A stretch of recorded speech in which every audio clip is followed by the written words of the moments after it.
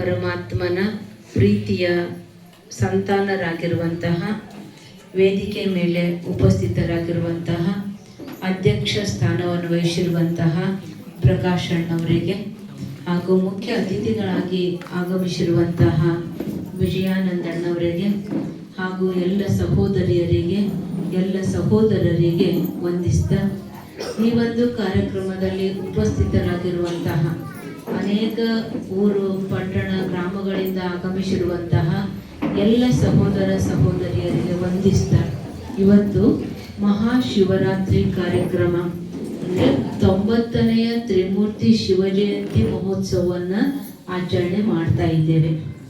ತಮಗೆ ಅನಿಸ್ಬೋದು ಶಿವರಾತ್ರಿ ಇನ್ನೂ ಬಂದಿಲ್ಲ ಅಂತ. ಆದರೆ ಈಶ್ವರ್ಯ ವಿಶ್ವವಿದ್ಯಾಲಯದಲ್ಲಿ ಪರಮಾತ್ಮನ ಅವತರಣೆಯ ನಿಮಿತ್ತ ದಿನವನ್ನ ಶಿವ ಜಯಂತಿ ಮಹೋತ್ಸವ ಅಂತೇಳಿ ಒಂದು ತಿಂಗಳವರೆಗೆ ಶಿವರಾತ್ರಿಯ ಹಿಂದೆ 15 ದಿನ, ಶಿವರಾತ್ರಿಯ ನಂತರ 15 ದಿನ ಎಲ್ಲ ಕಡೆಗಳಲ್ಲೂ ಆಚರಣೆ ಮಾಡ್ತಾ ಇದ್ದೇವೆ. ಆದ್ರಿಂದ ಇವತ್ತು ಕೋಲಾರದಲ್ಲಿ ಶಿವರಾತ್ರಿ ಅಥವಾ ಶಿವ ಜಯಂತಿ ಕಾರ್ಯಕ್ರಮವನ್ನ ಆಚರಣೆ ಮಾಡ್ತಾ ಇದ್ದೀವಿ. ಇದಕ್ಕೆ ಭಾರತದಲ್ಲಿ ಪರಮಾತ್ಮನ ಅವತರಣೆಯ ದಿನ ಅಂತ ಆಚರಣೆ ಮಾಡ್ತೀವಿ. ಹಿಂದಿನ ಕಾಲದಿಂದಲೂ ಶಿವರಾತ್ರಿ ಅಂತ ಆಚರಣೆ ಮಾಡ್ತಾ ಇದ್ದೀವಿ. ಇವತ್ತು ನಾವು ನೋಡ್ತಾ ಇದ್ದೀವಿ ಜಗತ್ತಿನಲ್ಲಿ ಎಲ್ಲರೂ ಈಗ ಬೆಳಕಿನಲ್ಲೇ ಕೂತ್ಕೊಂಡಿದ್ದೀವಿ, ಆದರೂ ಕೂಡ ರಾತ್ರಿಯನ್ನು ಆಚರಣೆ ಮಾಡ್ತಾ ಇದ್ದೀವಿ. ಯಾವ ರಾತ್ರಿ? ಶಿವರಾತ್ರಿ. ಶಿವರಾತ್ರಿ ಅನ್ನುವಂತಹ ಹೆಸರೇ ಸೂಚಿಸ್ತದೆ ಶಿವನು ಅವತರಣೆ ಮಾಡಿರುವಂತಹ ಸಮಯ. ರಾತ್ರಿ ಅಂದರೆ ಸೂರ್ಯ ಇಲ್ಲದ ರಾತ್ರಿ ಅಲ್ಲ. ಈ ಜಗತ್ತಿನಲ್ಲಿ ಅಜ್ಞಾನ, ಅಂಧಕಾರದ ಯಾವುದು ಅಶಾಂತಿ, ದುಃಖ, ನೋವು, ಹಿಂಸೆ, ಕೊಲೆ, ಸುಲಿಗೆ, ಅನ್ಯಾಯ, ಅತ್ಯಾಚಾರ ಎಲ್ಲವೂ ಅತಿಯಾಗಿರುವಂತಹ ಅಜ್ಞಾನದ ಕತ್ತಲೆಯ ಮಹಾರಾತ್ರಿ, ಘೋರ ಅಂಧಕಾರದ ರಾತ್ರಿ. ಈ ಸಮಯದಲ್ಲಿ ಪರಮಾತ್ಮನು ಈ ಭೂಮಿಯ ಮೇಲೆ ಅವತರಿಸಿದ. ಪರಮಾತ್ಮನು ಅವತರಿಸಿದ. ಯಾಕೆ ಅವತರಿಸಿದ? ಪರಮಾತ್ಮನು ಇಲ್ಲಿ ಬರುವಂತಹ ಅಗತ್ಯ ಏನಿತ್ತು? ಇಲ್ಲೇನು ಕೂತ್ಕೊಂಡಿದ್ದೀವಿ ಅಷ್ಟೇ ಅಲ್ಲ, ಈ ಭೂಮಿಯ ಮೇಲಿರುವಂತಹ ಪ್ರತಿಯೊಂದು ಜೀವಿಯು ಭಗವಂತನನ್ನು ಕರಿತಾ ಇದ್ದೀವಿ. ಏನಂತ ಕರಿತಾ ಇದ್ದೀವಿ? ಹೇ ಭಗವಂತ, ಈ ಜಗತ್ತಿನಲ್ಲಿ ತುಂಬಿಕೊಂಡಿರುವಂತಹ ಈ ಎಲ್ಲ ಕೆಟ್ಟತನವನ್ನ ದೂರ ಮಾಡು, ಈ ಜಗತ್ತಿನ ಮೇಲೆ ಸುಖ ಶಾಂತಿಯನ್ನ ನೆಲೆಸುವಂತೆ ಮಾಡು. ಕೇಳಿದೀವಲ್ಲ, ಎಲ್ಲರೂ ಒಂದಲ್ಲ ಒಂದು ರೂಪದಿಂದ ಸುಖ ಕೊಡು, ಶಾಂತಿ ಕೊಡು, ಆಯುಷ್ಯ ಕೊಡು, ಆರೋಗ್ಯ ಕೊಡು, ಎಲ್ಲರಿಗೂ ಒಳ್ಳೆಯ ವಿದ್ಯೆ ಕೊಡು, ಬುದ್ಧಿ ಕೊಡು, ನೀತಿ ಕೊಡು, ಧರ್ಮ ಕೊಡು, ಎಲ್ಲರಿಗೂ ಒಳ್ಳೆಯದನ್ನು ಕೊಡು ಅಂತ ಭಗವಂತನನ್ನ ಕೂಗ್ತಾ ಇದ್ದೀವಿ, ಕರಿತಾ ಇದ್ದೀವಿ. ನಮ್ಮ ಕೂಗನ್ನ ಕೇಳಿ ಪರಮಾತ್ಮನು ಈ ಭೂಮಿಯ ಮೇಲೆ ಅವತರಿಸಿದ ದಿನವನ್ನ ಶಿವರಾತ್ರಿ ಅಂತ ಆಚರಣೆ ಮಾಡ್ತೀವಿ. ಅಲ್ಲಿ ಶಿವರಾತ್ರಿ ಅಂತ ಆಚರಣೆ ಮಾಡ್ತಾ ಇದ್ದೀವಿ. ಶಿವರಾತ್ರಿಯ ದಿನ ನಾವೆಲ್ಲರೂ ಆಚರಣೆ ಏನೇನು ಮಾಡ್ತೀವಿ ಅಂತಂದ್ರೆ, ಮೊದಲು ಉಪವಾಸ ಮಾಡ್ತೀವಿ. ಯಾತಕ್ಕೆ ಉಪವಾಸ ಮಾಡ್ತೀವಿ? ಉಪವಾಸ ಅಂದ್ರೆ ಏನು? ಎಲ್ಲರೂ ಇನ್ನು ಮುಂದೆ ಬರ್ರಿ, ಇನ್ನು ಮುಂದೆ ಬರ್ರಿ, ಪೂರ್ಣ ಮುಂದೆ ಬನ್ರಿ. ಉಪ ಅಂದ್ರೆ ಸಮೀಪ, ವಾಸ ಅಂದ್ರೆ ಇರೋದು. ಯಾರ ಹತ್ರ ಇರೋದು? ನಾವು ಒಬ್ಬರ ಹತ್ರ ಒಬ್ರು ಇದ್ದೀವಿ, ಆದ್ರೆ ಅವನಿಂದ ದೂರ ಇದ್ದೀವಿ. ಅವನ ಹತ್ತಿರ ಇರುವುದೇ ನಿಜವಾದ ಉಪವಾಸ. ಉಪ ಅಂದ್ರೆ ಸಮೀಪ, ವಾಸ ಅಂದ್ರೆ ಇರೋದು. ನಾವು ಮನಸ್ಸು ಬುದ್ಧಿಯಿಂದ ಪರಮಾತ್ಮನ ಸಮೀಪ ಇರುವಂಥದ್ದೇ ನಿಜವಾದ ಉಪವಾಸ. ನಾವು ಉಪವಾಸ ಮಾಡ್ತೀವಿ. ಹೆಂಗ್ ಉಪವಾಸ ಮಾಡ್ತೀವಿ ಅಂತಂದ್ರೆ, ಏನು ಉಪವಾಸ ಮಾಡ್ತೀವ್ರಿ? ರೊಟ್ಟಿ, ಪಲ್ಯ, ಅನ್ನ, ಸಾರು ಬಿಡ್ತೀವಿ. ಅದರ ಬದಲು ಗೆಣಸು, ಶೇಂಗಾ, ಸಾಬುದಾನೆ, ಬಾಳೆಹಣ್ಣು ಏನೆಲ್ಲ ಊಟ ಮಾಡ್ತೀವಿ. ಊಟ ಇಲ್ಲ, ಉಪವಾಸವನ್ನ ವ್ರತ ತಗೊಳ್ತೀವಿ. ಅಂದ್ರೆ ಆ ಆಹಾರದ ಬದಲು ಈ ಆಹಾರವನ್ನ ತಗೊಳ್ತೀವಿ. ಆದ್ರೆ ಭಗವಂತನಿಗೆ ಯಾವ ಉಪವಾಸ ಪ್ರೀತಿ? ಕೆಲವರು ನೀರು ಆಹಾರ ಇಲ್ಲದೆ ನಿರಾಹಾರವಾಗಿ ಉಪವಾಸ ಮಾಡ್ತಾರೆ. ಕೆಲವರು ಈ ಆಹಾರದ ಬದಲು ಆಹಾರ ತಗೊಂಡು ಉಪವಾಸ ಮಾಡ್ತಾರೆ. ಎರಡರಲ್ಲಿ ಭಗವಂತನಿಗೆ ಯಾವುದು ಪ್ರೀತಿ ಅಂದ್ರೆ ಎರಡೂ ಪ್ರೀತಿ ಇಲ್ಲ. ಪರಮಾತ್ಮ ಎಂದು ಮಕ್ಕಳಿಗೆ ಉಪವಾಸ ಇರಬೇಕು ಅಂತ ಬಯಸುವುದಿಲ್ಲ. ಭಗವಂತ ಕಾಡುವವನು, ಬೇಡುವವನು, ಉಪವಾಸ ಇಡುವಂಥವನು ಅಲ್ಲ. ಎಲ್ಲರಿಗೂ ಕೊಡುವಂತಹ ದಾತ ಉಪವಾಸ ಇರುವುದಕ್ಕೆ ಬಯಸುವುದಿಲ್ಲ. ಉಪವಾಸ ಇದರ ಅರ್ಥ ಪರಮಾತ್ಮ ತನ್ನ ಹತ್ತಿರ ಮಕ್ಕಳು ಇರಲಿ ಅಂತ ಬಯಸ್ತಾನೆ. ನೀವೆಲ್ಲ ನಿಮ್ಮ ಮಕ್ಕಳು ನಿಮ್ಮ ಹತ್ರ ಇರಲಿ ಅಂತ ಬಯಸ್ಲಾರ್ದವ್ರು ಯಾರಿದ್ದೀರಿ? ಎಲ್ಲರೂ ಏನಂತೀರಿ? ನಮ್ಮ ಮಕ್ಕಳು ನಮ್ಮ ಹತ್ರ ಇರಲಿ ಅಂತ ಹೆಂಗೆ ಬಯಸ್ತೀರಿ, ಹಾಗೆ ಪರಮಾತ್ಮನು ಕೂಡ ನಮ್ಮ ಮಕ್ಕಳ ಮನಸ್ಸು ಬುದ್ಧಿ ನನ್ನ ಹತ್ರ ಇರಲಿ ಅಂತ ಬಯಸ್ತಾನೆ. ಯಾವಾಗ ನಮ್ಮ ಮನಸ್ಸು ಬುದ್ಧಿ ಭಗವಂತನ ಹತ್ರ ಇಡ್ತೀವೋ ಅದೇ ನಿಜವಾದ ಉಪವಾಸ, ಭಗವಂತನಿಗೆ ಯೋಗ್ಯ. ಎಷ್ಟೆಲ್ಲ ಜನ ನಾವು ನೋಡ್ತೀವಿ, ವಾರದ 7 ದಿನಗಳು ಉಪವಾಸ ಮಾಡ್ತಾರೆ. ಎಂತ ಉಪವಾಸ ಮಾಡ್ತಾರೆ? ಒಪ್ಪತ್ತು ಮಾಡ್ತಾರೆ. ಒಪ್ಪತ್ತು ಅಂತಂದ್ರೆ ಉಪವಾಸ ಮಾಡ್ತಾರೆ, ಅದಕ್ಕಿಂತನೂ ಊಟ ಮಾಡೋದಕ್ಕಿಂತನೂ ಹೆಚ್ಚು ಬೇರೆ ರೂಪದ ಆಹಾರ ತಗೊಳ್ತಾರೆ. ಮತ್ತೆ ಏನಂತ ಉಪವಾಸ ಮಾಡ್ತಾರೆ ಅಂತಂದ್ರೆ, ದೇವ್ರು ನಮ್ಗೆ ಕಾಡಬಾರ್ದು, ದೇವ್ರ ಹೆಸರಿಂದ ಒಪ್ಪತ್ತು ಮಾಡ್ತಾರೆ. ಇಂಥ ದೇವ್ರ ಶನಿವಾರ ಅಂತಂದ್ರೆ ಹನುಮಂತಿಗೆ ಮಾಡ್ತೇನೆ, ಸೋಮವಾರ ಅಂದ್ರೆ ಶಿವನಿಗೆ ಮಾಡ್ತೇನೆ, ಮಂಗಳವಾರ ಅಂದ್ರೆ ದೇವಿಗೆ ಮಾಡ್ತೇನೆ, ಶುಕ್ರವಾರ ದೇವಿಗೆ ಮಾಡ್ತೇನೆ. ಈ ರೀತಿ ಉಪವಾಸ ಮಾಡಿದ್ರೆ ಆ ದೇವರು ನಮಗೆ ಆಶೀರ್ವಾದ ಮಾಡ್ತಾರೆ, ಅಥವಾ ಆ ದೇವ್ರು ನಮಗೆ ಸುಖ ಕೊಡ್ತಾರೆ, ಕಷ್ಟ ದುಃಖ ದೂರ ಮಾಡ್ತಾರೆ ಅನ್ನುವಂತಹ ಭಾವನೆ ನಮಗಿದೆ. ಆ ಯಾವುದೇ ದೇವತೆಗಳೇ ಆಗಲಿ ಭಗವಂತನೇ ಆಗಲಿ ಈ ದೇಹಕ್ಕೆ ದಂಡಿಸಿ ದೇಹಕ್ಕೆ ಊಟ ಮಾಡಲಾರ್ದೇನೆ ಉಪವಾಸ ಇರೋದು ಯಾರೂ ಬಯಸುವುದಿಲ್ಲ. ನಿಜವಾದ ಉಪವಾಸ ಅಂದ್ರೆ ನಮ್ಮ ಮನಸ್ಸು ಬುದ್ಧಿಯಿಂದ ಭಗವಂತನ ಹತ್ರ ಇಡೋದು. ಸೋಮವಾರ ನಿಜವಾದ ಉಪವಾಸ ಯಾವ್ದು ಮಾಡಬೇಕು ಅಂತಂದ್ರೆ, ಸೋಮವಾರಕ್ಕೊಂದಿನ ನಾನು ಸಿಟ್ಟಿಗೆ ಬರೋದಿಲ್ಲ ಅನ್ನೋದು ವೃದ್ಧ ಹೇಳಿರಿ. ಮಂಗಳವಾರಕ್ಕೊಂದಿನ ಯಾರ್ದು ಅವಗುಣ ನೋಡೋದಿಲ್ಲ ಅಂತ ಉಪವಾಸ ಮಾಡೋದು. ಬುಧವಾರಕ್ಕೊಂದಿನ ಎಲ್ಲರಲ್ಲಿ ಒಳ್ಳೆಯ ವಿಶೇಷತೆಯನ್ನೇ ನೋಡ್ತೀನಿ ಅನ್ನುವಂತಹ ಉಪವಾಸ ಮಾಡೋದು. ಈ ಉಪವಾಸದಿಂದ ನಮಗೆ ಜೀವನದಲ್ಲಿ ಕಲ್ಯಾಣ ಆಗ್ತದೆ, ಉನ್ನತಿ ಆಗ್ತದೆ, ಸುಖ ಶಾಂತಿ ಸಿಗ್ತದೆ. ಆದ್ರೆ ಹೊಟ್ಟೆಗೆ ರೊಟ್ಟಿ ಪಲ್ಯ ಊಟ ಮಾಡ್ಲಾರ್ದೆ ಅವಲಕ್ಕಿ ಉಪ್ಪಿಟ್ಟು ತಿಂದೀವಿ ಅಂತಂದ್ರೆ ಆ ಉಪವಾಸ ಏನು ವ್ಯತ್ಯಾಸ ಇಲ್ಲ. ನಾವು ಬಾಳೆಹಣ್ಣು ತಿನ್ನೋದಿಲ್ರಿ, ಬಾಳೆಹಣ್ಣು ಬಿಟ್ಟಿರಿ, ಅಕ್ಕಿ ತಿನ್ನೋದಿಲ್ಲ, ಅಕ್ಕಿ ಬಿಟ್ಟಿರಿ, ಕಡಲೆಬೇಳೆ ತಿನ್ನೋದನ್ನು ಬಿಟ್ಟಿರಿ. ಅದು ಶರೀರಕ್ಕೆ ಊಟ ಅಂತ ಎಲ್ಲ ಹೊಟ್ಟೆ ತುಂಬ ಹಾಕ್ತೀವಲ್ಲ, ಅದು ಬಿಟ್ರೆ ಏನು ವ್ಯತ್ಯಾಸ ಇಲ್ಲ. ಅದರ ಬದಲು ನಮ್ಮ ಒಳಗಡೆ ಇರುವಂತಹ ಕೆಟ್ಟ ಗುಣಗಳನ್ನ ಬಿಟ್ಟು ನಾನು ನಿನ್ನ ಹತ್ರ ಇರ್ತೀನಿ ಅನ್ನುವಂಥದ್ದೇ ನಿಜವಾದ ಉಪವಾಸ. ಅದರ ಜೊತೆಗೆ ಉಪವಾಸದ ನಂತರ ಶಿವಲಿಂಗದ ಪೂಜೆ ಮಾಡ್ತೀವಿ. ಶಿವನ ಪೂಜೆ ಮಾಡಬೇಕು ಅಂತಂದ್ರೆ ಶಿವನಿಗೆ ಅಭಿಷೇಕ ಮಾಡ್ತೀವಿ, ಪಂಚಾಮೃತದ ಅಭಿಷೇಕ ಅಂತ. ಯಾಕ್ರೆ ಶಿವನಿಗೆ ಯಾಕೆ ಅಭಿಷೇಕ ಮಾಡಬೇಕು? ಅಶುದ್ಧ ಇದ್ದಾನೇನು? ಇಲ್ಲ. ಯಾಕೆ ಅಭಿಷೇಕ ಮಾಡ್ತೀವಿ ಅಂದ್ರೆ, ಪರಮಾತ್ಮನಿಗೆ ಆರೋಗ್ಯವರ್ಧಕ ಪದಾರ್ಥಗಳು ಹಾಲು, ತುಪ್ಪ, ಜೇನುತುಪ್ಪ, ಬಾಳೆಹಣ್ಣು, ಮೊಸರು ಈ ಎಲ್ಲ ಪದಾರ್ಥಗಳನ್ನು ಹಾಕಿ ಶಿವನಿಗೆ ಅಭಿಷೇಕ ಮಾಡಿ ಆ ಅಭಿಷೇಕವನ್ನ ನಾವೆಲ್ಲರೂ ತಗೊಳ್ತೀವಿ.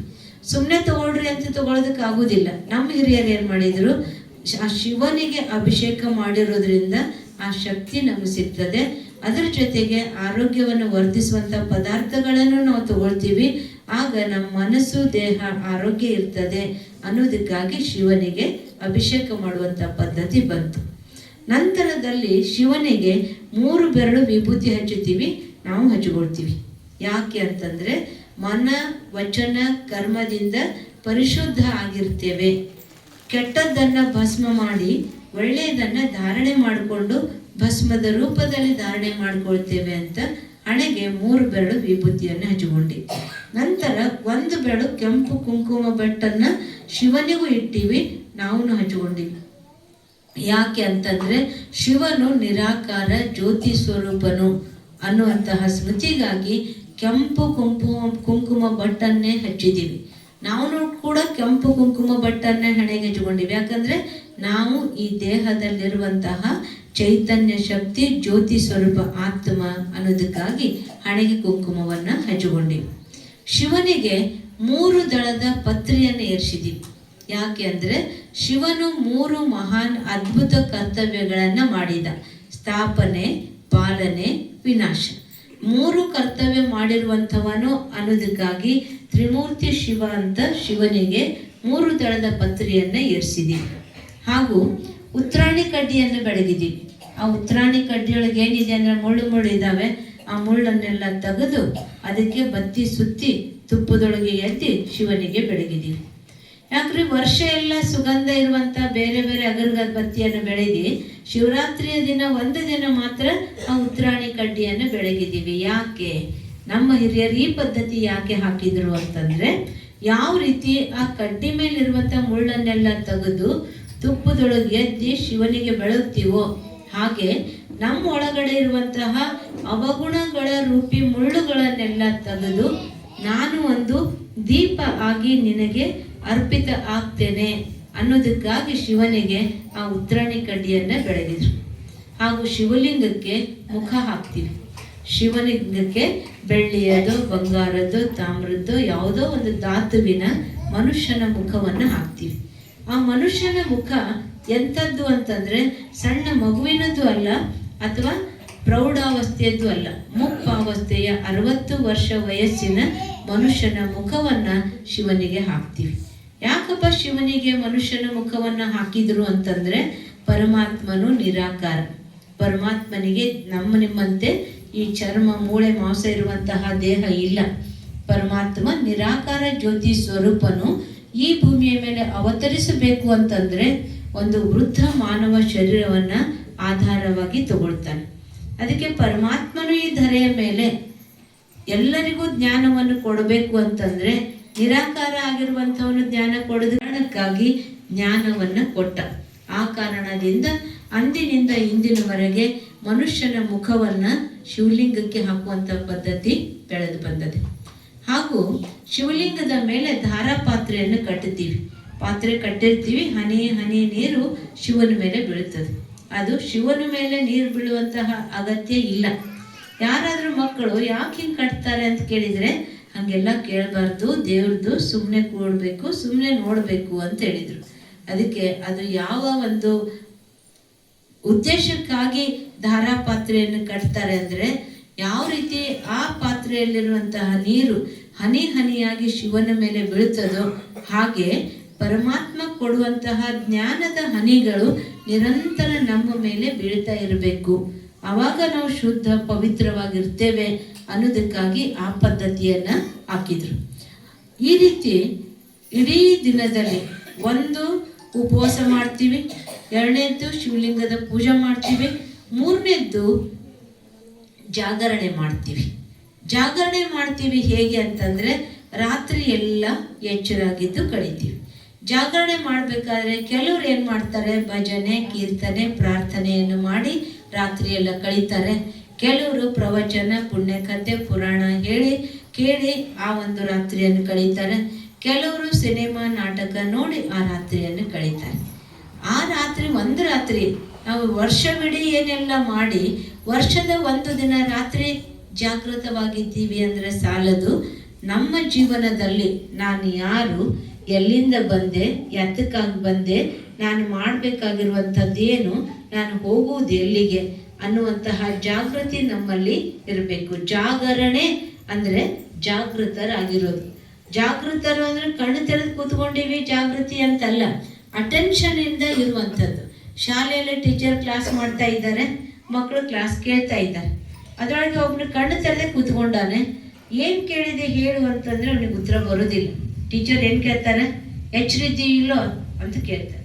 ಎಚ್ಚರಿದ್ದಿ ಇಲ್ಲೋ ಅಂದ್ರೆ ಅವನಿಗೆ ನಿದ್ದೆ ಹತ್ತಿಲ್ಲ, ಆದ್ರೆ ಅವನಿಗೆ ಅಟೆನ್ಷನ್ ಇಲ್ಲ. ಹಾಗೆ ನಾವು ಈ ಭೂಮಿಯ ಮೇಲೆ ಬದುಕ್ತಾ ಇದ್ದೀವಿ ಅಂದ್ರೆ ನಾವು ಜಾಗೃತರಾಗಿರಬೇಕು. ವಿಕಾರಿ ಗುಣಗಳು ನಮ್ಮ ಹತ್ರ ಬರದಂತೆ, ಕೆಟ್ಟ ಗುಣಗಳು ನಮ್ಮ ಹತ್ರ ಬರದಂತೆ ನಾವು ಜಾಗೃತರಾಗಿರ್ಬೇಕು. ಅದೇ ನಿಜವಾದ ಜಾಗರಣೆ. ಈ ರೀತಿ ಈ 3 ವಿಧಿಯನ್ನು ನಾವು ಆಚರಣೆ ಮಾಡ್ತೀವಿ. ಉಪವಾಸ, ಶಿವಲಿಂಗದ ಪೂಜೆ ಮತ್ತು ಜಾಗರಣೆ. ಇವುಗಳನ್ನ ಮಾಡ್ತಾ ಇರಬೇಕಾದ್ರೆ ಅರ್ಥ ಸಹಿತವಾಗಿ ತಿಳಿದುಕೊಂಡು ಆಚರಣೆ ಮಾಡಿದೀವಿ ಅಂದ್ರೆ ನಿಜವಾದ ಶಿವರಾತ್ರಿ ಆಗ್ತದೆ. ಅದಕ್ಕೆ ವರ್ಷಕ್ಕೆ 1 ದಿನ ಶಿವರಾತ್ರಿ ಅಲ್ಲ, ಸತ್ಯ ಶಿವಭಕ್ತನಿಗೆ ನಿತ್ಯವೂ ಶಿವರಾತ್ರಿ ಅಂತ ಹೇಳಾಗ್ತದೆ.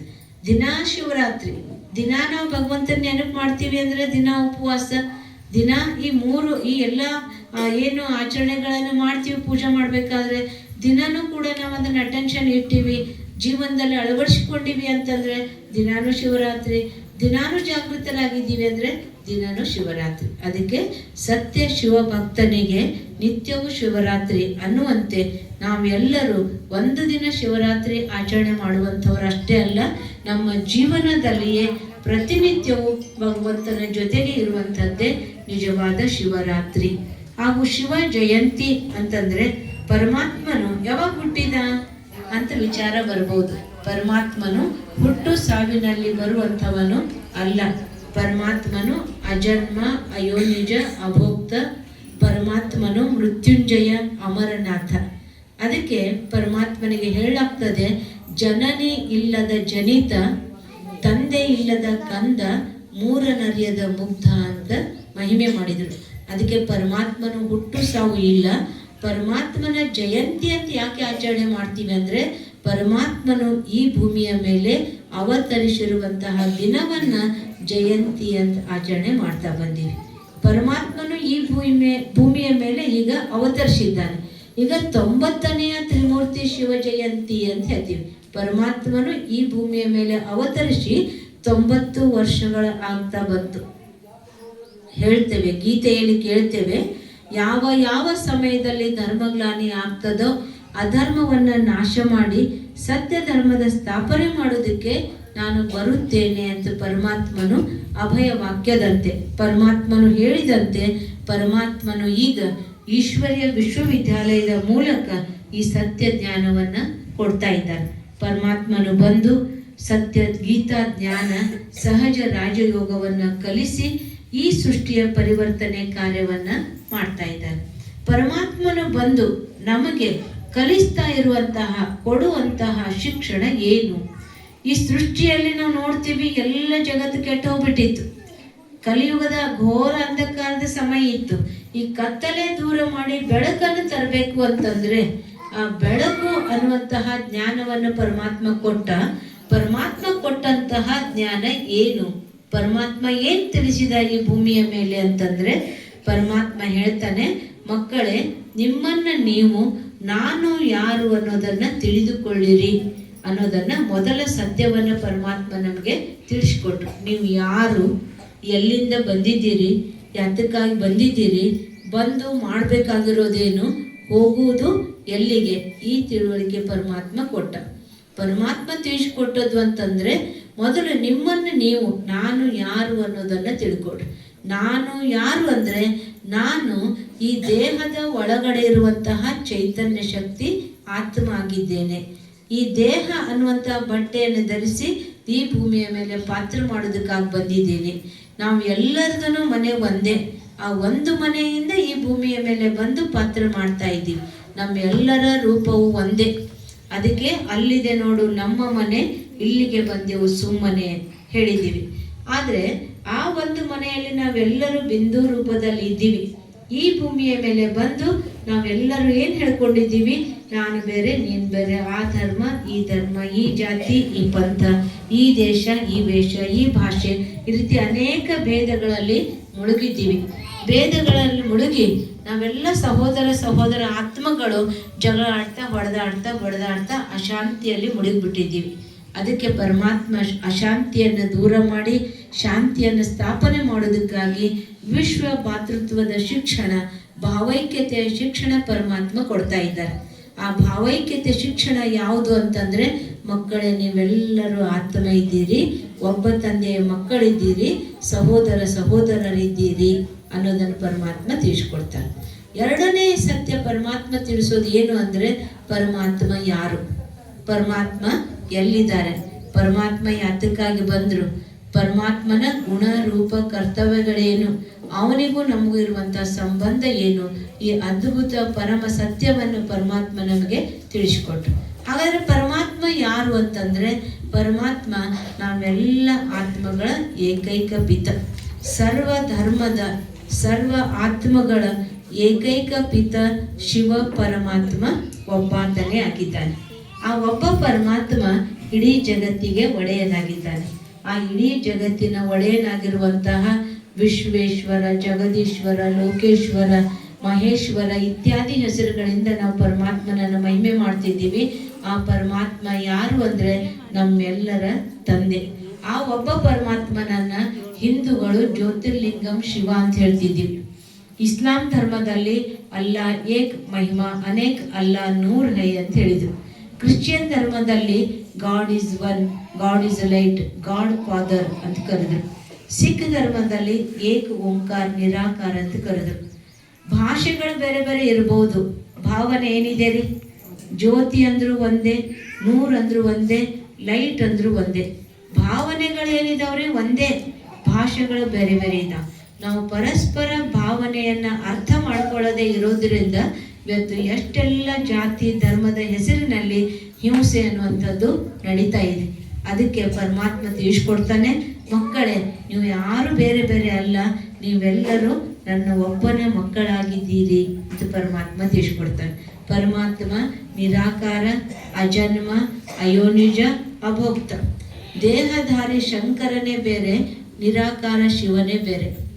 ದೇಹಧಾರಿ ಕೃಷ್ಣನೇ ಬೇರೆ, ನಿರಾಕಾರ ಶಿವನೇ ಬೇರೆ. ದೇಹಧಾರಿ ರಾಮನೇ ಬೇರೆ, ನಿರಾಕಾರಿ ಶಿವನ ಮಕ್ಕಳು. ಆದರೆ ಒಂದು ಸಂಸಾರ ಇದೆ. ಕೃಷ್ಣ ಸಂಸಾರಿಕ, ಕೃಷ್ಣನಿಗೆ ಪತಿ ಪತ್ನಿ ಮಕ್ಕಳು ಇದ್ದಾರೆ, ರಾಮನಿಗೆ ಪತ್ನಿ ಮಕ್ಕಳು ಇದ್ದಾರೆ. ಈ ದೇಹಧಾರಿ ದೇವತೆಗಳೇ ಬೇರೆ, ನಿರಾಕಾರನಾಗಿರುವಂತಹ ಪರಮಾತ್ಮನೇ ಬೇರೆ.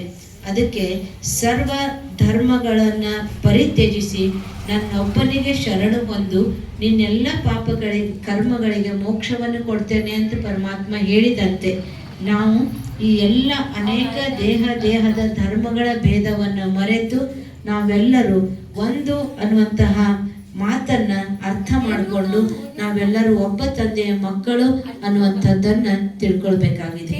ಈ ಎರಡನೇ ಸತ್ಯ ಪರಮಾತ್ಮ ತಿಳಿಸ್ಕೊಡ್ತಾ ಇದ್ದಾರೆ. ಮೂರನೇ ಸತ್ಯ ಏನು ಅಂದ್ರೆ, ನಾವು ಇಷ್ಟು ದಿನ ಮಾಡಿರುವಂತಹ ಪಾಪ ಕರ್ಮಗಳನ್ನು ಸ್ವಚ್ಛ ಮಾಡ್ಕೊಳ್ಬೇಕು, ಪುಣ್ಯ ಕರ್ಮದ ಗಳಿಕೆ ಮಾಡ್ಕೊಳ್ಬೇಕು ಅಂತಂದ್ರೆ ಭಗವಂತನನ್ನ ನೆನಪು ಮಾಡ್ಬೇಕು. 24 ಗಂಟೆಗಳನ್ನು ಭಗವಂತ ನಮಗೆ ಕೊಟ್ಟಾನೆ. ಆ 24 ಗಂಟೆಯಲ್ಲಿ ದಿನದಲ್ಲಿ ಒಂದು ಅರ್ಧ ಗಂಟೆ ಆದರೂ ಭಗವಂತನನ್ನ ನೆನಪು ಮಾಡ್ಬೇಕು. ಅದಕ್ಕೆ ಹೇಳ್ತಾರೆ, ಶಿವ ಶಿವ ಎಂದರೆ ಭಯವಿಲ್ಲ, ಶಿವನಾಮಕ್ಕೆ ಸಾಟಿ ಬೇರಿಲ್ಲ. ಅದಕ್ಕೆ ಶಿವನ ನಾಮಸ್ಮರಣೆ ಏನು ಮಾಡ್ತೀವಿ, ಶಿವನ ಏನು ನೆನಪು ಮಾಡ್ತೀವಿ. ಅದಕ್ಕೆ ಹೇಳ್ತಾರೆ, ಏಳುತ್ತಲಿ ಶಿವಯನ್ನಿ, ಬೀಳುತ್ತಲಿ ಶಿವಯನ್ನಿ, ಎದ್ದು ಮಲಗಾಗ ಶಿವಯನ್ನಿ, ಎದ್ದು ಮಲಗಾಗ ಶಿವಯನ್ನಿ, ಏಳೆಳೆಯ ಸರ್ಪ ಬಂದಾಗ ಶಿವಯನ್ನಿ. ಯಾವಾಗ ಶಿವನ್ ನೆನಬೇಕು ಅಂತಂದ್ರೆ ಸದಾ ಕಾಲ ಭಗವಂತನನ್ನ ನೆನಪು ಮಾಡ್ಬೇಕು. ಅದಕ್ಕೆ 24 ಗಂಟೆಯಲ್ಲಿ ಒಂದು ಅರ್ಧ ಗಂಟೆ ಆದರೂ ನಾವು ಭಗವಂತನನ್ನ ನೆನಪು ಮಾಡಿದೀವಿ ಅಂದ್ರೆ ಪುಣ್ಯದ ಗಳಿಕೆಯನ್ನು ಮಾಡ್ಕೊಂಡು ಹೋಗ್ತೀವಿ. ಯಾವ ರೀತಿ ಬ್ಯಾಟ್ರಿ ಡಿಸ್ಚಾರ್ಜ್ ಆಯಿತು ಅಂದ್ರೆ ಮತ್ತೆ ಚಾರ್ಜ್ ಮಾಡೋದಕ್ಕೆ ಪ್ಲಗ್ ಹಾಕ್ತೀವಿ, ಬಟನ್ ಆನ್ ಮಾಡ್ತೀವಿ, ಆಗ ಚಾರ್ಜ್ ಆಗ್ತದೆ, ಉಪಯೋಗ ಮಾಡ್ತೀವಿ. ಹಾಗೆ ನಾವು ಕಳ್ಕೊಂಡಿರುವಂತಹ ಶಕ್ತಿಯನ್ನ ಪುನಃ ಪ್ರಾಪ್ತಿ ಮಾಡ್ಕೊಳ್ಬೇಕು ಅಂತಂದ್ರೆ ನಾವು ಶಕ್ತಿಯನ್ನು ಕಳ್ಕೊಂಡಿವಿ, ಸುಖ ಇಲ್ಲ, ಶಾಂತಿ ಇಲ್ಲ, ನೆಮ್ಮದಿ ಇಲ್ಲ, ತೃಪ್ತಿ ಇಲ್ಲ. ಅದು ಎಲ್ಲಿಂದ ಸಿಗ್ತದೆ ಅಂದ್ರೆ ಆ ಎಲ್ಲದರ ಮೂಲ ಪರಮಾತ್ಮ ಇದ್ದಾನೆ. ಪರಮಾತ್ಮ ಒಬ್ಬನನ್ನು ಹಿಡ್ಕೊಂಡ್ ಬಿಟ್ಟಿವಿ ಅಂತಂದ್ರೆ ಎಲ್ಲನೂ ನಮಗೆ ಸಿಗ್ತದೆ.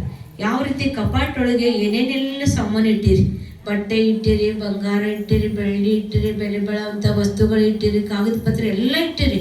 ಆ ಎಲ್ಲ ಬೇಕು ಅಂತಂದ್ರೆ ಕೀಲಿ ಒಂದು ಸಿಕ್ಬಿಟ್ರೆ ಎಲ್ಲ ನಿಮ್ಮದೇ ಆಗ್ಬಿಡ್ತದೆ. ಹಾಗೆ ಇಡೀ ಜಗತ್ತಿನಲ್ಲಿ ಎಲ್ಲರೂ ಏನು ಬೇಡ್ತಿದ್ದೀವಿ ಆ ಎಲ್ಲವನ್ನು ಕೊಡುವಂತಹ ದಾತ ಪರಮಾತ್ಮ ಇದ್ದಾನೆ.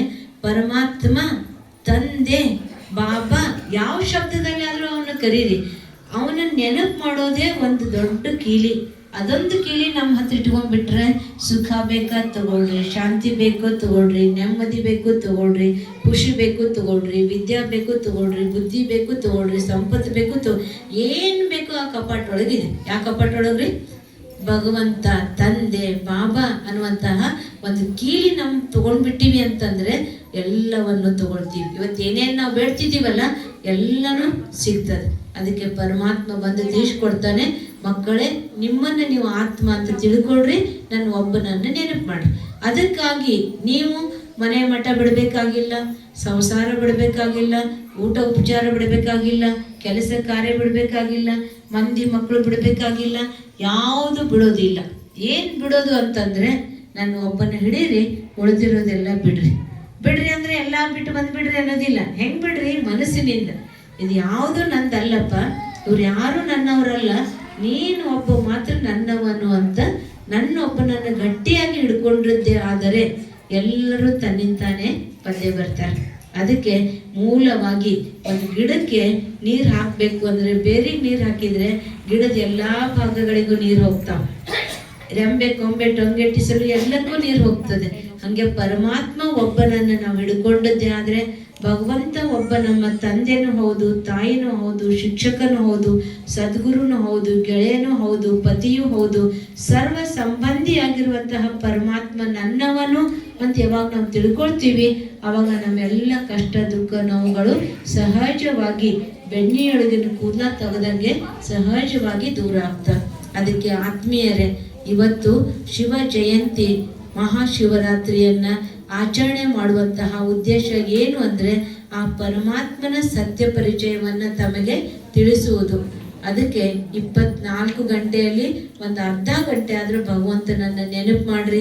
ಈಗಾಗಲೇ ಯಾರು ಬರೋರು ಇದ್ದೀರಿ ಸರಿ, ಯಾರು ಬಂದಿಲ್ಲ ಇವತ್ತೇ ಬಂದಿರಿ, ಪರಮಾತ್ಮನನ್ನು ಹೆಂಗೆ ನೆನಪು ಮಾಡಬೇಕು ಅನ್ನುವಂತಹ ತಿಳುವಳಿಕೆ ಈಶ್ವರೀಯ ವಿಶ್ವವಿದ್ಯಾಲಯದಲ್ಲಿ ಕೊಡಲಾಗ್ತದೆ. ಅದಕ್ಕೆ ಪರಮಾತ್ಮ ನಮ್ಮನ್ನ ನಿಮಿತ್ತ ಮಾಡಿ ಕಳಿಸಾನೆ. ಇಷ್ಟೆಲ್ಲ ಜನ ಯಾಕೆ ಬಂದೀವಿ ಅಂತಂದ್ರೆ ಪರಮಾತ್ಮ ಇಂಥಲ್ಲೇ ನನ್ನ ಮಕ್ಕಳಿದ್ದಾರೆ, ಇಂಥ ಹಳ್ಳಿಯೊಳಗೆ, ಇಂಥ ಓಣಿಯೊಳಗೆ, ಇಂಥ ಮೂಲೆಯೊಳಗೆ ನನ್ನ ಮಕ್ಕಳಿದ್ದಾರೆ, ಅವರಿಗೆ ಪರಿಚಯ ಕೊಡ್ರಿ, ಪರಮಾತ್ಮನನ್ನ ನೆನಪು ಮಾಡೋದಕ್ಕೆ ತಿಳಿಸಿ. ಅದಕ್ಕೆ ಪರಮಾತ್ಮ ಹೇಳ್ತಾನೆ, ಈಗಿಲ್ಲದಿದ್ದರೆ ಇನ್ನೆಂದಿಗೂ ಇಲ್ಲ. ಏನೇ ನೀವು ಪುಣ್ಯದ ಗಳಿಕೆ ಮಾಡ್ಕೊಳ್ಬೇಕು, ಪರಮಾತ್ಮನ ನೆನಪು ಮಾಡಬೇಕು ಅಂದ್ರೆ ಈಗಲೇ ಮಾಡ್ರಿ. ಈಗ ಇಲ್ಲ ಅಂತಂದ್ರೆ ಇನ್ನೆಂದೂ ಮಾಡ್ಕೊಳ್ಳೋದಕ್ಕಾಗೋದಿಲ್ಲ. ಶಿವನರಿಯದ ಜೀವ ಶವಕ್ಕೆ ಸಮಾನ. ಆ ಶಿವ ಯಾರು ಅನ್ನೋದನ್ನು ತಿಳ್ಕೊಂಡಿಲ್ಲ ಅಂದ್ರೆ ನಾವು ಜೀವಂತಿದ್ದನು ಸತ್ತಂಗೆ. ಯಾರಾದರೂ ಏನೋ ಹೋಯ್ತು ಬಂತು ಅದಾರ ಇಲ್ಲ ಸುಖ ದುಃಖ ಕಷ್ಟ ಏನೋ ವಿಚಾರ ಮಾಡೋದಿಲ್ಲ, ಬರೀ ಉಣ್ತಾರೆ ಕೂಡ್ತಾರೆ, ಅವ್ರಿಗೆ ಏನಂತೀವಿ? ಏನ್ರಿ ಉಪಯೋಗ ಇಲ್ಲ, ಅವ್ರು ಇದ್ರು ಅಷ್ಟೇ ಸತ್ರು ಅಷ್ಟೇ ಅಂತೀವಿ. ಹಂಗೆ ಪರಮಾತ್ಮನನ್ನು ನಾವು ನೆನಪು ಮಾಡಲಿಲ್ಲ ಅಂತಂದ್ರೆ ನಾವು ಇದ್ದೂ ಇಲ್ಲ, ನಾವು ಈ ಭೂಮಿ ಮೇಲೆ ಬಂದನು ಕೂಡ ಉಪಯೋಗ ಇಲ್ಲದಂಗೆ. ಆದ್ರಿಂದ ಆತ್ಮೀಯರೇ, ತಮ್ಮೆಲ್ಲರಿಗೂ ವಿನಂತಿ ಮಾಡ್ಕೊಳ್ತೇವೆ, ಇಲ್ಲಿಯೇ ಈಶ್ವರೀಯ ವಿಶ್ವವಿದ್ಯಾಲಯ ಇದೆ. ತಾವು ಯಾವ್ಯಾವ ಊರಿಂದ ಬಂದಿದ್ದೀರಿ ಅಲ್ಲಿಯೂ ಈಶ್ವರಿ ವಿಶ್ವವಿದ್ಯಾಲಯ ಇದೆ. ಪರಮಾತ್ಮನನ್ನು ನೆನಪು ಮಾಡುವಂಥ ಅಭ್ಯಾಸ ತಮಗೆ ಮಾಡೋದಕ್ಕೆ ತಮ್ಮ ಸಮಯವನ್ನು ಕೊಡ್ರಿ ಅಂತ ತಮ್ಮಲ್ಲಿ ವಿನಂತಿ ಮಾಡಿಕೊಂಡು ಇವತ್ತಿನ ಈ ಸಂದರ್ಭದಲ್ಲಿ ಪರಮಾತ್ಮನ ಪರಿಚಯ ಕೊಡೋದಕ್ಕಾಗಿ ಅವಕಾಶವನ್ನು ಕೊಟ್ಟಿರುವಂತಹ ಈ ಒಂದು ಕೋಲಾರ ಸೇವಾ ಕೇಂದ್ರದ ಎಲ್ಲರಿಗೂ ಧನ್ಯವಾದಗಳನ್ನು ಅರ್ಪಿಸಿ ನನ್ನ ಮಾತುಗಳಿಗೆ ಮುಕ್ತಾಯ ಕೊಡ್ತೇನೆ.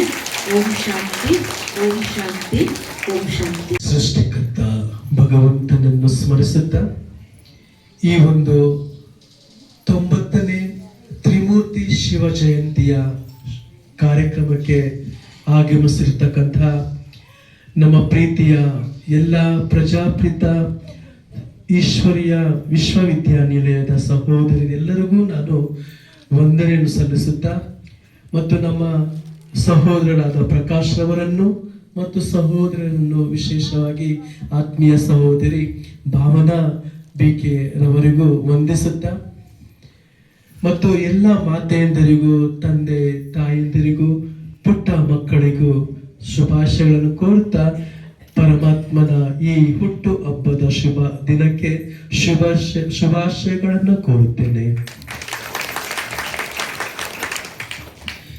ಶಿವನೆಂದರೆ ಮುಕ್ತಿ, ಶಿವನೆಂದರೆ ಶಕ್ತಿ, ಆತನನ್ನು ಒಲಿಸಲು ಬೇಕು ಭಕ್ತಿ.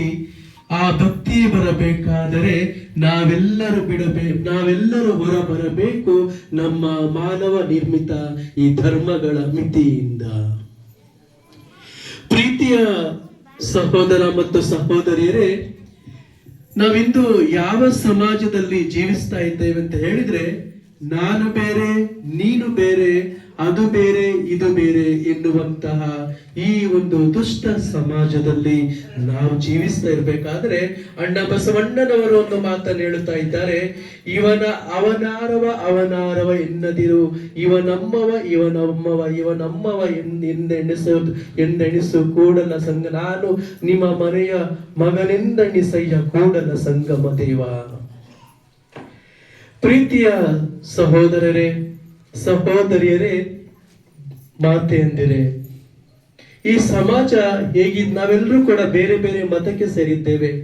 ನಮ್ಮ ಇಸ್ಲಾಂ ಸಹೋದರರಿದ್ದಾರೆ, ಕ್ರೈಸ್ತರಿದ್ದೇವೆ ಮತ್ತು ಹಿಂದೂ ಸಹೋದರರು ಮತ್ತು ಸಹೋದರಿ, ಹಾಗೆ ಲಿಂಗಾಯತ ಸಮುದಾಯ, ಹೀಗೆ ಹಲವಾರು ಸಮುದಾಯಗಳ ಮಧ್ಯದಲ್ಲಿ ನಾವೆಲ್ಲರೂ ಜೀವಿಸ್ತಾ ಇದ್ದೇವೆ. ಆದರೆ ನಮ್ಮೆಲ್ಲರಿಗೂ ಒಬ್ಬನೇ ತಂದೆ, ನಮ್ಮೆಲ್ಲರಿಗೂ ಒಬ್ಬನೇ ತಂದೆ.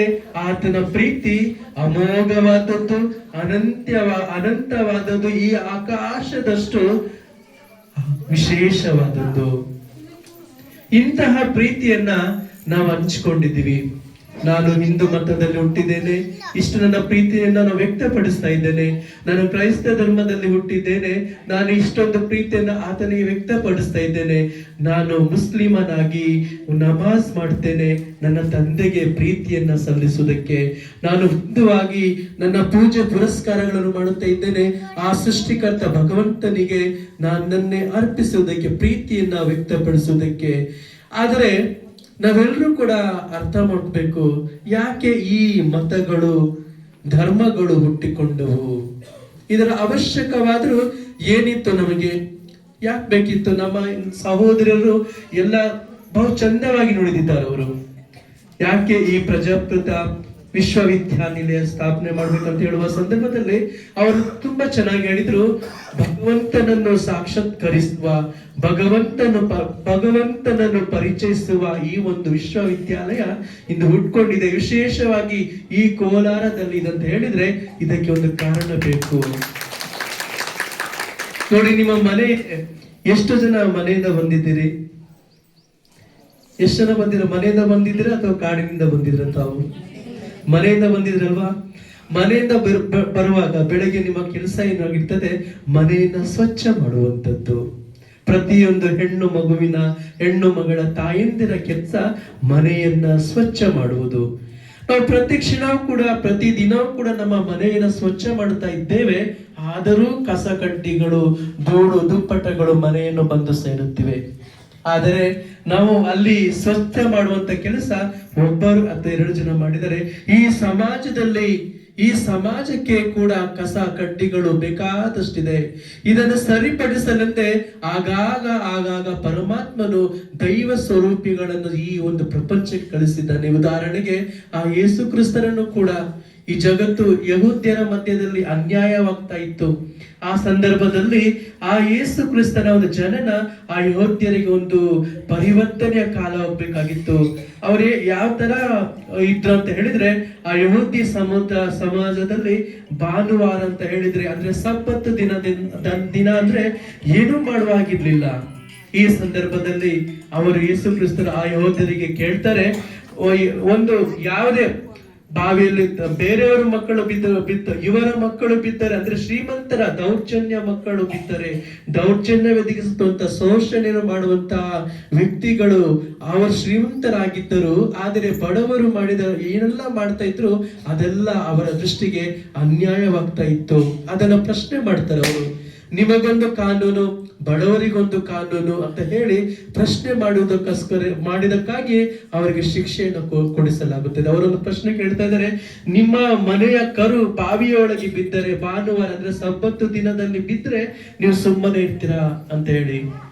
ಪ್ರೀತಿಯ ಸಹೋದರ ಮತ್ತು ಸಹೋದರಿಯರೇ, ಮುಂದೆ ಒಂದು ಹೆಜ್ಜೆಗೆ ಹೋಗ್ಬೇಕಾದ್ರೆ ನಮ್ಮ ಆ ಒಂದು ಕಾಬಾಮ ಊರಿನಲ್ಲಿ, ಆ ಒಂದು ಪ್ರದೇಶದಲ್ಲಿ ಅನ್ಯಾಯ, ಮೋಸ, ವಂಚನೆ, ದರೋಡೆ, ಸಹೋದರತೆ ಇಲ್ಲದೆ ಇದ್ದಂತ ಆ ಒಂದು ಊರಿನಲ್ಲಿ ಒಂದು ಸೂರ್ಯ ಉದಯಿಸಿತ್ತು. ಮಹಮ್ಮದ್ ಪೈಗಂಬರವರವರು ಇವರು ಕೂಡ ಆ ಒಂದು ಸಮಾಜದಲ್ಲಿ ಇದ್ದಂತ ಎಲ್ಲಾ ರೀತಿಯ ಅನ್ಯಾಯಗಳ ವಿರುದ್ಧ ಹೋರಾಡಿದರು.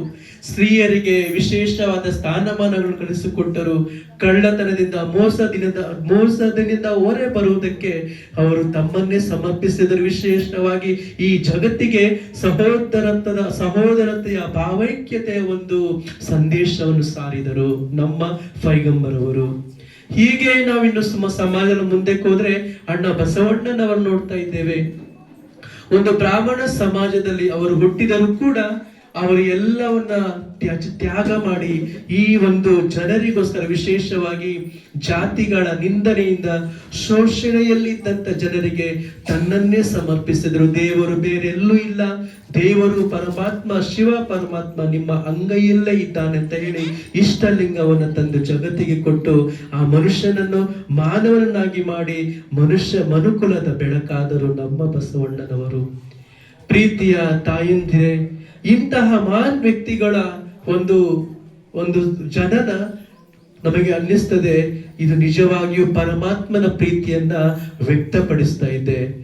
ಈ ಪರಮಾತ್ಮನ ವ್ಯಕ್ತಿಯ ಪ್ರೀತಿಯನ್ನು ವ್ಯಕ್ತಪಡಿಸಬೇಕಾದ್ರೆ ಅದು ಇನ್ನೂ ಮುಂದಕ್ಕೆ ಹೋಗಿ ಪರಮಾತ್ಮ ನಾನಿದ್ದೇನೆ, ನನ್ನ ಮುಖಾಂತರ ಈ ಜನರಿಗೆ ಒಂದು ಆಸರೆ ಆಗ್ಬೇಕು, ಅವರಿಗೆ ಒಂದು ಶಾಂತಿ ಸಮಾಧಾನಗೊಳಿಸ್ಬೇಕು, ಅವರಿಗೆ ನನ್ನ ಮುಖಾಂತರ ಏನಾದರೂ ಒಂದು ಈ ಅನ್ಯಾಯ, ಮೋಸ, ಏನು ಕೊಲೆ, ಸುಳಿಗೆ ನಡೀತಕ್ಕಂಥ ಈ ಸಂದರ್ಭದಲ್ಲಿ ನಾನು ಮಾತನಾಡಬೇಕು, ನಾನು ಜನರನ್ನು ಹೆಚ್ಚಿಸಬೇಕು ಎಂಬ ಉದ್ದೇಶದಿಂದ ಈ ಒಂದು ಪ್ರಜಾಪ್ರಭುತ್ವ ಈಶ್ವರ್ಯ ವಿದ್ಯಾನಿಲಯದಲ್ಲಿ ಆತ ಪುನಃ ಜನಿಸಿ ಬಂದ 90 ವರ್ಷವಾಗಿದೆ ಆತನಿಗೆ. ಇಂದು ವಿಶ್ವದಾದ್ಯಂತ ನೀವೆಲ್ಲೇ ಹೋಗಿ ನಮ್ಮ ಈ ಸಹೋದರರ ಸೇವೆ, ವಿಶೇಷವಾಗಿ ಆತ್ಮ ಮತ್ತು ಆತ್ಮಗಳನ್ನು, ಆತ್ಮ ಮತ್ತು ಪರಮಾತ್ಮರ ಆ ಒಂದು ಏನು ಇರುವಿಕೆಯನ್ನ ಅವರು ಎಷ್ಟು ಚೆನ್ನಾಗಿ ಮಾಡ್ತಾ ಇದ್ದಾರೆ ಅಂತ ಹೇಳಿದ್ರೆ, ಎಲ್ಲ ಆತ್ಮಗಳನ್ನು ಜಾಗೃತಗೊಳಿಸ್ತಾ ಇದ್ದಾರೆ. ಬನ್ನಿ, ಪರಮಾತ್ಮ ನಿಮ್ಮನ್ನು ಪ್ರೀತಿಸ್ತಾ ಇದ್ದಾನೆ. ನೀವು ಗುಡಿ ಗೋಪುರಗಳನ್ನು ತೊರೆದು ಅದಕ್ಕಿಂತಲೂ ನಿಮ್ಮ ಹೃದಯದ ಬಾಗಿಲನ್ನ ತೆರೆಯಿರಿ, ಸೃಷ್ಟಿಕರ್ತ ನಿಮ್ಮನ್ನು ಪ್ರೀತಿಸ್ತಾ ಇದ್ದಾನೆ ಅಂತೇಳಿ ತನ್ನನ್ನೇ ಎಲ್ಲವನ್ನು ತ್ಯಾಗ ಮಾಡಿ ಈ ಸಹೋದರಿಯರು ಈ ಸಮಾಜಕ್ಕೆ ಸೇವೆ ನೀಡ್ತಾ ಇದ್ದಾರೆ. ಈ ನಿಟ್ಟಿನಲ್ಲಿ ಇಂದು ನಾವೆಲ್ಲರೂ ಮನುಕುಲದ ಮಾನವರಾಗಿ ಪರಿವರ್ತನೆ ಆಗ್ಬೇಕು. ಏನು ಮಾನವೀಯತೆಯ ಗುಣಗಳ ಬಗ್ಗೆ ನಮ್ಮ ಸಹೋದರಿಯರು ತುಂಬಾ ಚೆನ್ನಾಗಿ ಮಾತಾಡಿದ್ರು. ಏನು ಈ ಮಾನವೀಯತೆಯ ಗುಣಗಳು? ಪ್ರೀತಿ, ಕರುಣೆ, ತ್ಯಾಗ, ದಯೆ, ಸಹಕಾರ, ಸೌಹಾರ್ದ, ಭಾವೈಕ್ಯತೆ ಇವುಗಳೆಲ್ಲವೂ ಕೂಡ ಮಾನವ ಧರ್ಮದ ಒಂದು ಮೌಲ್ಯಗಳು. ಆದರೆ ಇಂದಿನ ಈ ಸಮಾಜದಲ್ಲಿ ಇವೆಲ್ಲವುಗಳ ಮೇಲೆ ನಾವು ಗಮನ ಹರಿಸದೆ ನಾವು ಸಮಾಜದಲ್ಲಿ ಏನ್ ಮಾಡ್ತಾ ಇದ್ದೇವೆ, ನಮ್ಮ ಆಸ್ತಿ, ಅಂತಸ್ತು ಮತ್ತು ಹಣಗಳಿಗೆ ಹಣಕ್ಕೆ ನಾವು ಪ್ರಾಮುಖ್ಯತೆ ಕೊಡುತ್ತೇವೆ. ಈ ಮಾನವ ಮೌಲ್ಯಗಳಿಂದ ತುಂಬಿರ್ತಕ್ಕಂಥ ಮಾನವೀಯತೆಯನ್ನು ಮರೀತಾ ಇದ್ದೇವೆ. ಇಂತಹ ಸಂದರ್ಭದಲ್ಲಿ ನಮ್ಮ ಈ ಸಹೋದರಿಯರ ಸೇವೆ ವಿಶೇಷವಾಗಿ ಈ ಕೋಲಾರ ನಗರಕ್ಕೆ ಇನ್ನೂ ಅಧಿಕವಾಗಿ ದೊರೆಯಲಿ. ಅನೇಕ ಆತ್ಮಗಳು ಆ ಪರಮಾತ್ಮನ ಪ್ರೀತಿಯನ್ನು ಸವಿದು ಮುಂದೊಂದು ದಿನ ಆತನ ಸ್ವರ್ಗ ಸಾಮ್ರಾಜ್ಯದಲ್ಲಿ ಸದಾ ಆತನೊಂದಿಗೆ ಇರಲಿ ಅಂತ ಹೇಳುತ್ತಾ ನನ್ನೆರಡು ಮಾತನ್ನು ಮುಗಿಸುತ್ತೇನೆ. ನಿಮ್ಮೆಲ್ಲರಿಗೂ ಶುಭವಾಗಲಿ.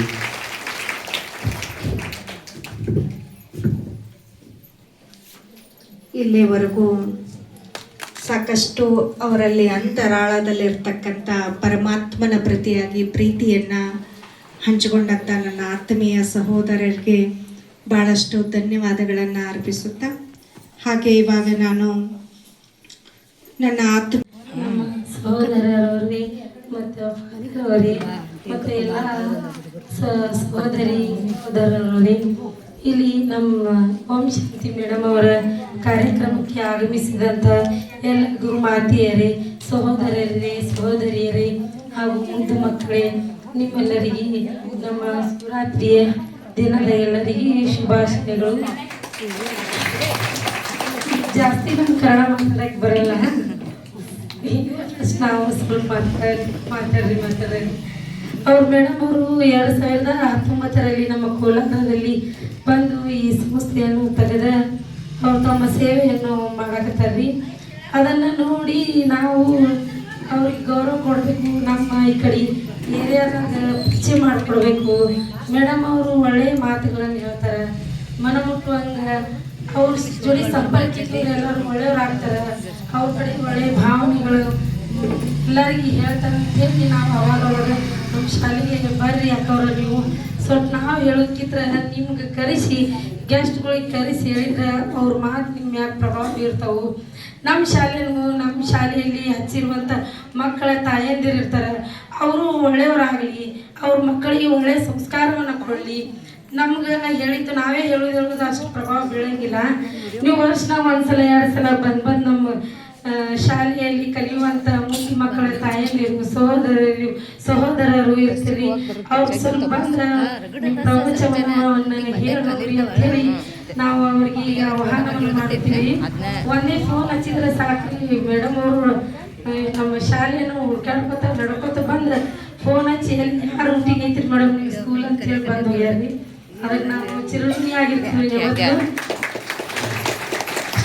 ಅಷ್ಟು ದೊಡ್ಡ ವಿಶಾಲವಾದ ಭಾರತ ದೇಶದಲ್ಲಿ ಅಲ್ಲಲ್ಲಿ ಒಂದು ಸಂಸ್ಥೆಗಳದಾವು ಹಂಗದಾವಂತೆ ಅವ್ರು ಹೇಳಿದ್ಮ್ಯಾಗ ನಾವು ಕೇಳಿದ್ರಿ. ಅಷ್ಟು ನಾವು ಸಣ್ಣ ಸಹೋದರಿಯಾಗಿ ನಮ್ಮ ಚಿಕ್ಕ ಶಾಲೆ ಇದ್ರೂ ನಮ್ಮ ಶಾಲೆಗೆ ಬರಬಾರ್ದು ಅನ್ನೋ ಮನಸ್ಸಿರ್ತಿದ್ದಿಲ್ರಿ ಅವ್ರದ್ದು. ಅಷ್ಟು ಬಂದು ನಾವೇನು ಹೇಳ್ತೀವಿ ಎಲ್ಲ ಪಾಲಕರಿಗೆ ಹೇಳಿ ಮಕ್ಕಳಿಗೆ ಹೇಳಿ ಮನಮುಟ್ಟುವಾಗಿ ರಕ್ಷಾ ಬಂಧನದ ದಿವಸ ಏನು ಮಾಡ್ತಾರೆ ಸ್ವೀಟನ್ನು ತಾವೇ ತಯಾರು ಮಾಡ್ಕೊಂಡು ತೊಗೊಂಬಂದು ಎಲ್ಲ ಸಹೋದರ ಸಹೋದರಿಯವರಿಗೆ ಎಲ್ಲ ಮಕ್ಕಳಿಗೆ ಕಟ್ಟಿ ನಮಗೂ ಎಲ್ಲರಿಗೆ ವಿಶ್ ಮಾಡಿ ಹೋಗ್ತಾರೆ. ಇಂಥ ಅವರ ದೊಡ್ಡ ವಿಶಾಲ ಮನೋಭಾವನೆ ಸೇವೆಯನ್ನು ಮಾಡ್ಬೇಕನ್ನೋದು ಅವರಲ್ಲಿ ಐತಿ. ಅದನ್ನು ನಾವು 4 ಜನಕ್ಕೆ ತೋರಿಸ್ಕೊಡ್ಬೇಕು. ಅಲ್ಲಿ ಫಂಕ್ಷನ್ಗಳ ನಮ್ಮ ಏರಿಯಾದಾಗ ಮಾಡಿ ಅವ್ರಿಗೆ ಕರೆಸಿ ಇನ್ವೈಟ್ ಮಾಡ್ಬೇಕಂತೇಳಿ ನಮ್ಮ ಉದ್ದೇಶ ರೀ. ಅವರಲ್ಲಿ ಇರುವ ಒಳ್ಳೆಯ ಗುಣಗಳನ್ನು ನೋಡಿ ಅವ್ರು ಹೆಂಗೆ ಎಲ್ಲ ತ್ಯಜಿಸಿದ್ರು, ಮಕ್ಕಳನ್ನ ಗಂಡುಗಳನ್ನ ತಂದೆ ತಾಯಿಯರನ್ನ ಹೆಂಗೆ ಆಶ್ರಮದಾಗ ಇರ್ತಾರೆ, ಅವರು ಬಿಟ್ಟು ಹೆಂಗೆ ಅವ್ರಿಗೆ ಶಕ್ತಿ ಐತು ಅಂತ ನಮಗೂ ವಿಚಿತ್ರ ಆಗ್ತಿದ್ರು ಅವ್ರ ಬಗ್ಗೆ ಕೇಳಿದ್ರೆ. ಅದೆಲ್ಲ ಅವರು ಸಮಾಜದಾಗ ಒಳ್ಳೆಯ ಕೆಲಸಗಳನ್ನು ಮಾಡತ್ತಾರೆ. ನಮಗೆ ಹಂಗೆ ಹೋಗಿ ಹೊರಗೆ ಮಾತಾಡೋದಾಗಲಿ ಮಾಡೋದಾಗಲಿ ಆಗಲಿ ಜಾಸ್ತಿ ನಾವೆಲ್ಲರೂ ಹೋಗ್ಬೇಕಂದ್ರೆ ಅನಿಸ್ತೀವಿ, ಭಯ ಪಡ್ತೀವಿ. ಇಷ್ಟೇ ರೋಡ್ ದಾಟಿ ಇಲ್ಲಿ ಬರ್ಬೇಕಂದ್ರೆ ಭಯ ಅನ್ಕೋತ ನಮ್ಮ ಹೆಣ್ಮಕ್ಳಾದ್ರೆ ಪಟ್ಟಣ ಪಂಚಾಯತಿ ಸದಸ್ಯರದಾರಿ ಅವರು ಎಲ್ಲಿ ಹೋಗಿಲ್ರಿ, ಇದೇ ಫಸ್ಟ್ ಇಲ್ಲಿ ಬಂದಿದ್ದವರು. ಅವ್ರಿಗೆ ನಾವು ನೀವು ಬರ್ರಿ ನಾವು ಹೋಗೋಣ ಇಬ್ರು ಕೂಡ ಹೋಗೋಣಂತ ಅಂಥೇಳಿ ಅವ್ರಿಗೆ ಭಾಳ ಒತ್ತಾಯ ಮಾಡಿ ಕರ್ಕೊಂಡು ಬಂದೆ ರೀ ಅವ್ರಿಗೆ. ನಾನು ನಮ್ಮ ಮನೆಯವರು ನೀವು ಹೋಗ್ಲಿಕ್ಕಂದ್ರೆ ನೋಡಿ ಮೇಡಮ್ ಅವ್ರು ನನ್ಗೆ ಬೈತಾರ ಬರ್ಬೇಕು ನೀ ಅಂತ ಹೇಳಿದ್ರಿ. ಈಗೆಲ್ಲ ಇಲ್ಲಿ ಯಾರೂ ಬರಂಗಿಲ್ಲ, ನಾವು ಅಷ್ಟು ಬುರ್ಕ ಹಾಕೊಂಡು ಹೋಗ್ಬೇಕಾಗೈತಿ ಅಂತೇಳಿ ನಾವು ನಾಚ್ ಬರ್ತಿದ್ದಿಲ್ರಿ. ಮೇಡಮ್ ಅವ್ರು ನಮ್ಗೆ ಭಾಳ ಸಲ ಕರೆದಾರ್ರಿ. ನಾವು ಎಷ್ಟು ಸಲ ಕರೆದಿದ್ರು ಬಂದಿಲ್ಲ ಅಂತ ನಮಗೂ ಹಾಳಾಗ್ತಿದ್ರಿ. ಈ ಸಲ ಹೋಗಿ ಬರ್ರಿ ಇಬ್ರು ಕೂಡ ಹೋಗೋಣ, ಅವರು ನಿಮಗೂ ಯುನೈಟ್ ಮಾಡ್ಯಾರ ಅಂತೇಳಿ ಭಾಳ ಜೀವಂತಿಂದ ರವಿವಾರ ಐತಿ, ಸ್ಕೂಲ್ ಇಲ್ಲ, ಟೆನ್ಷನ್ ಕಮ್ಮಿ ಐತಿ, ಹೋಗಿ ಬರ್ರಿ ಅನ್ನ ಅವರು ನಮ್ಮ ಜೋಡಿ ಬಂದು ಇಷ್ಟೊಂದು ಕಾರ್ಯಕ್ರಮವನ್ನು ನಡೆಸಕ್ರಿ. ಇಂಥ ಸೇವೆಯನ್ನು ಮಾಡತ್ತಾರ, ಅದು ನಮ್ಮ ಭಾಗ್ಯ ರೀ. ಇಲ್ಲಿ ಕೋಲಾರ ಅಂತ ಊರಲ್ಲಿ ಬಂದವರು ಇದನ್ನ ಸಂಸ್ಥೆಯನ್ನು ನಡೆಸತ್ತಾರ. 8 ವರ್ಷ ಚಾಲ್ತಿಯಲ್ಲಿ ಐತ್ರಿ. ಎಷ್ಟು ಜನ ಹೆಣ್ಮಕ್ಳು ಬಂದಿಲ್ಲಿ ಪ್ರವಚನವನ್ನು ಡೈಲಿ ಕೇಳ್ತಾರ ಮಾಡ್ತಾರ ಅಂತವ್ರು ಅಕ್ಕವ್ರು ಹೇಳ್ತಾರ್ರಿ. ಚಲೋ ಕೆಲಸ ಮಾಡತ್ತೀರಿ ನೋಡ್ರಿ ಮೇಡಮ. ಈಗ ಎಷ್ಟು ತಾಯಂದಿರಿ ಬರ್ತೀರಿ, ಒಳ್ಳೆಯ ಅವ್ರಲ್ಲಿ ಈ ಥರ ಸಂಸ್ಕಾರಗಳನ್ನು ಕರ್ಕೊಂಡೋಗಿ ನಿಮ್ಮ ಮಕ್ಕಳಿಗಾಗಲಿ ನಿಮ್ಮ ಹೆಣ್ಮಕ್ಳಿಗಾಗಲಿ ತಮ್ಮಗಳಿಗಾಗಲಿ ಮಕ್ಕಳಿಗಾಗಲಿ ಬುದ್ಧಿವಾದವನ್ನು ಹೇಳ್ತೀವಿ. ಆ ಥರ ಅವ್ರ ಸಂಸ್ಥೆಯನ್ನು ಬೆಳೀಲಿ, ಇವರಿಂದ ಯಾರು ಸಂಪರ್ಕದಲ್ಲಿ ಇರ್ತಾರೆ ಎಲ್ಲರೂ ಒಳ್ಳೆಯವ್ರು ಆಗ್ತಾರೆ ಅಂತೇಳಿ ನನಗನ್ನಿಸಿ ನಾ ಇದನ್ನು ಮಾತನ್ನು ಇಲ್ಲಿ ಹೇಳಿದೆ. ಇನ್ನೂ ಏನಪ್ಪ ಅಂದ್ರೆ ಇಲ್ಲಿ ಜಾಸ್ತಿ ಜನ ತಾಯಂದಿರು ಬಂದಾರ, ವಯಸ್ಸಾದವ್ರು ಬಂದಾರ್ರಿ.